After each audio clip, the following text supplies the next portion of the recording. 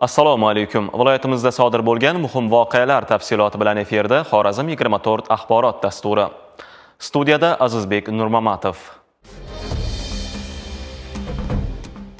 15 may kuni Prezidentimiz raisligida o'tkazilgan maktab ta'limi tizimidagi islohotlar samaradorligini yanada oshirish bo'yicha ustuvor vazifalar muhokamasi yuzasidan video selektor yig'ilishida umumiy hamda oliy ta'limni sifat jihatdan yangi bosqichga olib chiqish bo'yicha qator vazifalar belgilandi. Davlatimiz rahbari yig'ilishda ta'limda sifat bo'lishi uchun eng avvalo pedagoglarni tayyorlash va malakasini oshirish tizimi bunga tayyor bo'lishi kerak degan edilar. Viloyat pedagogik mahorat markazi tashabbusi bilan o'tkazilgan xalqaro ilmiy amaliy anjuman mavzusi ham aynan maktabgacha va maktab ta'limida sun'iy intellekt, raqamli texnologiyalar hamda zamonaviy metodikalardan foydalanish, muammo va yechimlar deb nomlandi.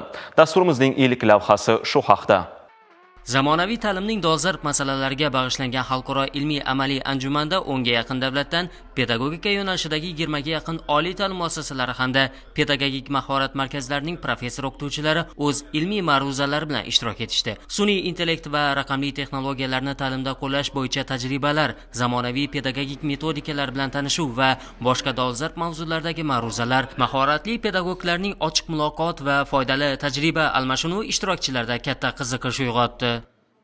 Maktabgacha va maktab ta'limi tizimida zamonaviy texnologiyalar, sun'iy intellekt va ilg'or metodikalardan foydalanish masalasi bu nafaqat dolzarb, balki hayotiy muhim masalalardan biridir. Sun'iy intellekt ta'lim sohasiga integratsiya qilish orqali o'quv jarayoni samaradorligini oshirish, ta'lim oluvchilarning faoliyatini yengillashtirish, shuningdek individual yondashuvni ta'minlash imkoniyati yuzaga keladi. Xalqaro ilmiy amaliy konferensiyamizda xalqaro tashkilotlardan Ozarbayjon davlat pedagogika universiteti, Turon akademiyasi vakillari, Rossiyadan professor olimlar tashrif buyurgan. Muhtaram Prezidentimizning 231-sonli qaroriga asosan Xiva shahrida joylashgan sobiq pedagogika kolleji Xorazm viloyat pedagogik mahorat markazi tasarrufiga o'tkazilishi, ya'ni bu prezident maktablari, ogohiy ijod maktablari bilan yonma-yon joylashishi ham shundan dalolatki, mana sun'iy intellektni Xorazm viloyat pedagogik mahorat markazimizda qo'llash, umumiy o'rta ta'lim maktablarida, maktabgacha va maktab ta'limi tizimida barcha jabhalarida qo'llanishi uchun zamin yaratadi albatta.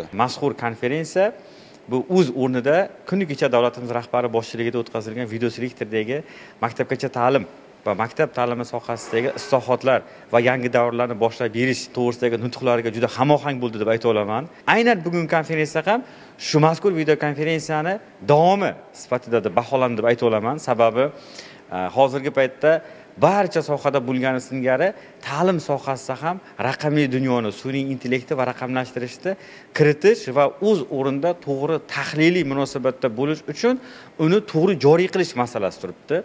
Sun'iy intellekt masalasi insonga yordam beradi, lekin bilasizmi, unda baribir inson yaratgan insonda emotsional hissiy xususiyatlarni sun'iy idrok namunasi hisoblanadi. Lekin biz uni ijobiy ma'noda ta'lim yutuqlari sifatida va hozirgi paytda ilg'or texnologiya sifatida foydalansak, albatta o'zini ijobiy ahamiyatini berishi mumkin.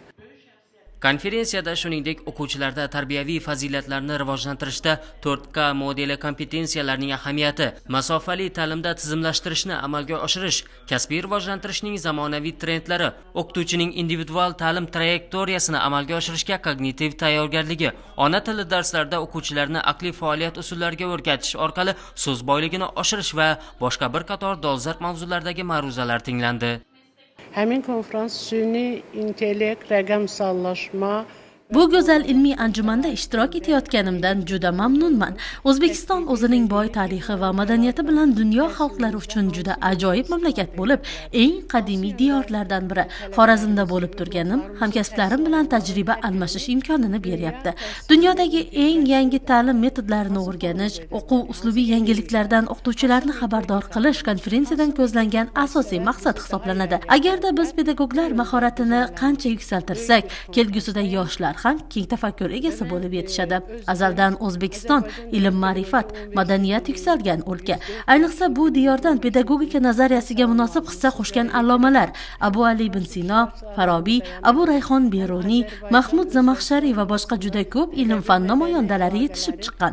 Biz ular bilan hamisha faxrlanamiz. Ta'limdagi hamkorlik bugun yangi bosqichga ko'tarildi. Bizning Ozarbayjon davlat pedagogika universitetida o'zbekistonlik talabalar uchun bepul ta'lim olish bo'yicha hamkorlik o'rnatilgani ham azaldan qardosh xalqlarimiz o'rtasidagi do'stlikni yanada mustahkamlashga hissa qo'shadi. O'qituvchi pedagoglarning kasbiy malakasini oshirishda Jadidchilik maktabi vakillarining ham alohida o'rni bor.